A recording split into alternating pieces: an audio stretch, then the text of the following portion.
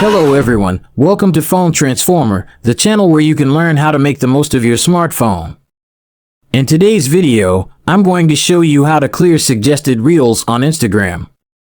If you want to get rid of them, you can follow these simple steps. Step 1. Open the Instagram app on your phone. Step 2. Navigate to your profile by tapping on the profile icon at the bottom right corner of the screen. Step 3. Go to Settings and Privacy by tapping on the three horizontal lines at the top right corner of your profile page. Step 4. Now click on the Suggested Content option under the Account section. This will open a new page where you can see the settings for suggested posts and reels. Step 5. Disable suggested reels by toggling on the switch next to Show Suggested Reels.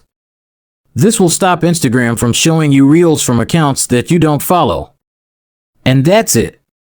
You have successfully cleared suggested reels on Instagram. Now you can enjoy your feed without any unwanted interruptions.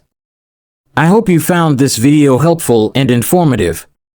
Thank you for watching, and I'll see you in the next video. Bye.